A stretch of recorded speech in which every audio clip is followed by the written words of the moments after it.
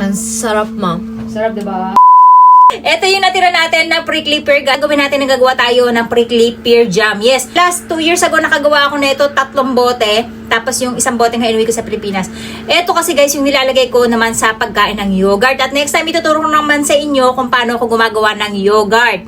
At ayan guys, ganyan siya kadami. At ang gagawin lang natin ay babalatan natin siya at kukuhanin lang natin yung pinakaloob niya. Itong pinagbalatan natin kailangan diretso na kagad sa basura guys. Ayan, grabe, di ba? Natalsik-talsik pa. Alam nyo, ang maganda dito sa prickly pear guys, kahit na ilang buwan nyo yan, pagkapitas nyo, stack nyo sa lamesa nyo, hindi siya basta-basta nabubulok. Ganun siya katindi. Gaganituhin lang natin ang kutsara. Ayan. Kukuhanin lang natin siya ng buo. Ganito lang. Diba, ang dali? Tapos, tapakatasin lang natin to, kasi nasa buto guys yung tamis niya. Diretso na siya sa kawali natin, at bago natin yung pakuluan, sabay-sabay na. Ito na guys, yung ating prickly pear. After natin mabalatan, papakuluan naman natin sila ngayon guys. At hindi mo natin ito lalagyan ng asukal. Ang gagawin natin ay extract na muna natin yung katas na nandun sa kanyang buto. Kaya kailangan natin i-mash. Kukunin lang natin dito guys ay yung pinaka katas niya. Kailangan natin siya pakuluan ng pakuluan hanggang sa madurog yung ating prickly pear. Ang amoy niya guys, nalalapit siya sa strawberry actually yung amoy niya. Amoy strawberry din. Tapos kung makikita nyo guys ha, malabnaw siya. Bango guys. Kala mo talaga strawberry din yung amoy niya. Maasim na matamis yung amoy niya. Ito kasi hindi natin pwedeng gamitan ng yung handy mixer natin. Kasi yung buto baka pumait. Kung sakaling masama natin siya madurog. So ito kailangan lang natin guys mapalabas yung buto niya. Yung buto kasi nandun yung tamis niya. Kaya natin siya ginaganito. Ang tubig, di ba? Pero wala akong tubig na nilagay dyan. Etong nakikita nyo yung katas na yan ay galing lang mismo dito sa ating prickly pear. At makikita nyo guys, hindi naman siya malapot, no? Ayan, oh, malabnaw naman siya. Hindi natin to iigahin guys, ha? Sasalain pa natin to. Bago natin to palaputin ay makatasan na natin siya. Tikman natin siya. Asim. Grabe. Para siyang blueberry na hilaw. Ganon yung lasa niya guys. Sobrang asim. Pero may tamis. Hindi nga lang siya ganun katamis. Lagyan lang natin dito. Saka natin. Okay. Saka natin ito ilalagay dito sa ating kalan. Tapos, ganituhin lang natin guys. Gaan tayo ng kalahating kilo munang asukal guys. Ito, titignan natin siya. Matalsik talaga ang. Pwede tayong gumawa ng gummy bear dito guys. Ito sa jelly natin. Kaya yung jam natin, marami tayong paggagamitan. Pwede natin pan-toppings sa ating yogurt. Pwede tayong gumawa ng pandesal prickly flavor. Marami yung gamit. Haluin lang natin siya ng haluin. Ang problema ng lola niyo, wala tayong bote. Ito na guys yung ating yung jam natin. Nakita nyo, nakalahati na yung tubig niya. So ang gagawin natin, aalisin natin itong pinaka nasa ibabaw niya na bubbles. Ayan. Okay. Makikita nyo guys, lumapot na siya ng husto, no? Grabe guys, ang ganda ng kulay niya. Akala nyo may food coloring, di ba? Pero walang food coloring yan. Puro lang na yan, prickly pear. At wala kayong maaamoy guys, naamoy cactus siya. Wala, talagang strawberry jam din yung maaamoy nyo. Tapos ang lapot na niya. So ayan guys, hintayin natin lumamig yan. Titingnan natin kung lumapot pa siya. Update ko naman sa inyo guys. Ngayon, ito yung ating jam kahapon. Nung napalamig na natin siya, ayan na siya. Wala tayong nilagay na jelly dyan guys. Grabe guys, napakasarap na ito. Kung pwede lang mapatikman ko talaga sa inyo. Kaya nga gagawin ko mamaya, babalik pa tayo ulit doon.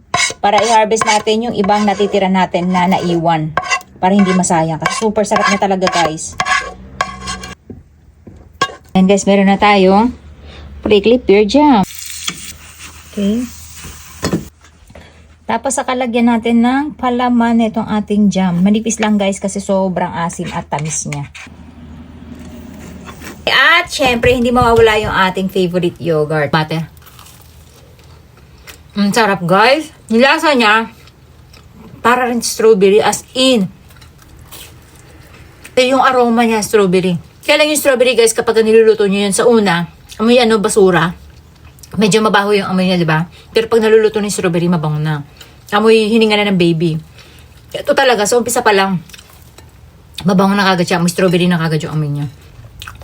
Maganda dito, healthy. Tapos, walang preservative. Diba?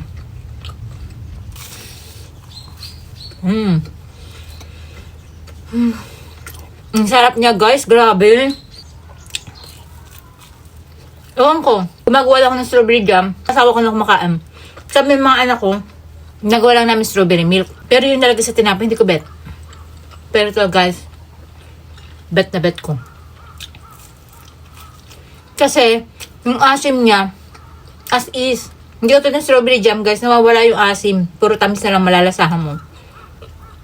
Ito talaga, hindi mo mawawala yung asim niya. Super sarap. Ewan ko lang kung sa nanay ko kanain niya. Kasi binigyan ko siya sa malaking bote nito eh. Kaya may mga tanim nito sa Pilipinas, pag namumunga, huwag kayo manghinayang na kuhanin yun. O kaya hingin nyo. Kasi maganda manghingi na rin kayo ng puno, itanim nyo para mapadami nyo. Tapos, bigyan nyo yung mga tatanda matataas ng sugar. Kasi maganda talaga to sa mga matataas ng kolesterol, matataas ng sugar. Ate Aska naman ang titikim. First time niya yan, guys. Nagluto ako niya pero hindi niya tinitikman. Ang bango ng amoy. Sarap, di ba? Amoy ichigo. Kainin ko na. Tikman mo na. Dakimasu.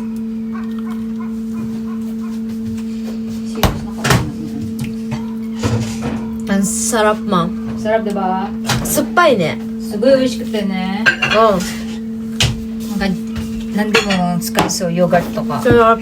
Sarap din po. Ichigo yori, umay to manay. Papa, tabi-timite. Ako mas gusto ko to. Kasi hindi ako Ako mahilig rin. sa ichigo jam eh. Ako ayun, nakamasugan na. いただきます。 Do. ほう。面白い味でうまいね。バイイチゴみたい。うん。うまい。まあ、 Uwishi. あと甘くできるじゃん。これ。 Ito, sa namamasupa. Dakar umat. Niya. Sarap nga. Ang sarap, guys. Tapos, syempre may pa-yogurt. Parang yogurt din to eh. Yang. Yung suppay niya kasi. Sarap. 10 out of 10. Then, Papa, ない。 9 lang. Bakit? ちょっとトマトみたいです。パカッと。 Kasi maasim. Hindi siya mahilig sa maasim na maasim. Kami naman ni Aska, gusto namin Pero- maasim. 10 din ako. Sobrang sarap. Pero- Yan, pipitas kami ulit. Bye-bye. バイバイ。 Bata sa taste test, ayan, nagluluto pa siya ulit. Gusto niya yung ating jam. Sarap eh, no? Talaga, sama ka, pitas tayo ulit. yoko nga. At ito nga, pagkatapos si Papa kumain, ay niyakag ko na kagad siya bago pa abutan ng dilim. At ito nga, yung mga nakita natin ay napakaliliit na kasi nga biglang lumamig. Siguro nabansot na sila at hindi na naglakihan nga ng tuluyan. Although nahinog na yung iba at naglaglagan na. Kaya yan, ang pinapako ko na lang kay Papa yung mga sure na hinog na at yung mga naglaglagan na kasi medyo mas malalaki yung size nila. At kinantahan pa nga ng lola nyo ng Mission Impossible. Kasi nga muntik siyang malaglag. Ayan, sa kagustuhan ko lang na makakuha tayo. Nakita nyo guys, ang dami-daming bunga, diba? Pero hindi na natin makukuha yung iba kasi yung iba panat na talaga. Kaya babawi na lang tayo ulit next year at aabangan natin sana ganito din kadami yung bunga nila at mas malalaki nga lang. Pero ganun pa man guys, naka-isa't kalahating kilo pa din ng lola nyo. So see you next year na lang ulit tayo dito sa ating Prickly Pear Farm.